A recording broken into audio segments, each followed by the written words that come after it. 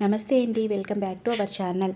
మనము ఆల్రెడీ గణప పూజ నవరాత్రిలో ఏ విధంగా చేసుకోవాలి, అదేవిధంగా మనం ఇంటిని ఎప్పుడు శుభ్రపరచుకోవాలి అన్నీ కూడా డీటెయిల్గా వీడియోస్ అయితే చేసి పెట్టానండి. ఒకవేళ మీకు యూస్ అనుకుంటే డిస్క్రిప్షన్లో లింక్ ఇస్తాను, క్లిక్ చేసి చూడండి. ఈరోజైతే మనం జాబ్ చేసేవాళ్ళు కానీ లేదా పూజ త్వరగా కంప్లీట్ చేసుకోవాలి, పిల్లలకి లంచ్ బాక్స్కి అది అవ్వదు అనుకునే వాళ్ళు తొందరగా చేసుకోవాలి అంటే మనం ఎటువంటి ఏర్పాట్లు చేసుకోవాలి, హడావిడి లేకుండా మంచిగా పూజ చేసుకోవాలంటే ముందుగా ఏ ఏర్పాట్లు చేసుకోవాలో ఈ వీడియోలో అయితే చూద్దామండి.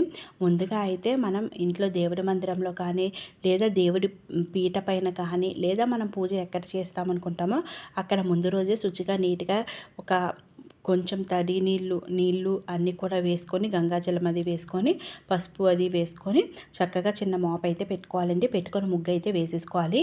ఇది మనం ముందు రోజే వేసుకోవచ్చండి, అదే రోజు వేయాలని ఏమీ లేదు. వేసుకొని పీటనైతే వేసేసుకోవాలండి. పీట పైన మంచిగా ఒక బ్లౌజ్ పీస్ కానీ లేదా మనది కొత్త చీర కానీ ఏదైనా ఉంటే అది వేసుకోవచ్చండి. అయితే పీట పైన కూడా చక్కగా పసుపు కుంకాలతో ముగ్గులు అవి పెట్టుకుంటే మంచిదండి. లేదా కొంచెం పసుపు కుంకం పెట్టేసి మంచిగా క్లాత్ అయితే వేసేసుకోవచ్చు. ఇలా వేసి సిద్ధం చేసుకుంటే మనం నెక్స్ట్ డే పూజ చేసుకోవడానికి చాలా అనువుగా ఉంటుంది. ఇక అమ్మవారి ఫోటో కూడా దీనిపైన చక్కగా పసుపు కుంకాలతో చక్కగా ఫోటోని మీకు అనువైనట్టు అంటే మీకు వచ్చినట్టుగా అలంకరించుకొని బొట్లు, పసుపు బొట్లు, కుంకుమ బొట్లు పెట్టుకొని ఫోటోని కూడా ఇక్కడ పెట్టేసుకోండి. మనం నెక్స్ట్ డే అయితే ఒక చిన్న బొట్టు పెడితే సరిపోతుందండి, పసుపు కుంకుమ సమర్పిస్తే సరిపోతుంది అమ్మవారికి. ఇలా అలంకరణ అయితే ముందు రోజే చేసుకోవచ్చండి, ఏమీ తప్పేమీ లేదు. అందరికీ కూడా అన్నీ కుదరవు కదండి, ముందు రోజు మనం చేసుకున్నా పర్వాలేదు. ఇక పూజకు కావాల్సినవన్నీ కూడా పువ్వులు, అక్షంతాలు, కొబ్బరికాయలు, అమ్మవారి పుస్తకము, నైవేద్యం ఏం పెట్టాలనుకుంటున్నాము, దీపారాధనకి నూనె, ఒత్తులు అన్నీ కూడా మనం ఆ పక్కనే ఒక పెద్ద ప్లేట్లోని చేసి పెట్టేసుకోండి. లేదు మీరు ప్రసాదాలు రోజు చేయగలిగితే చక్కగా పానకం అది చేసి పెట్టండి.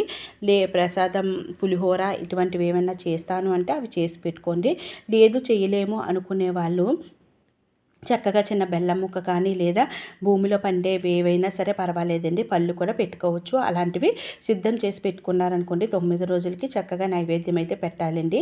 ఇలాగే చేసి పెట్టాలని ఏమీ లేదండి, మనకు అనువైనలో అమ్మవారిని పూజిస్తే సరిపోతుంది. ఇక పీఠం మనం పెట్టాం కదండి, ఎప్పుడు పీఠం శుచిగా శుభ్రంగా ఉండాలి. ప్రతిరోజు కూడా చక్కగా పీఠం ముందున చిన్న ముగ్గు అయితే వేసుకోండి. మన కాలు తగలకుండా చక్కగా చిన్న ముగ్గు వేసుకోండి సరిపోతుంది. ముగ్గు వేసి కూడా సిద్ధం చేసేసుకోండి.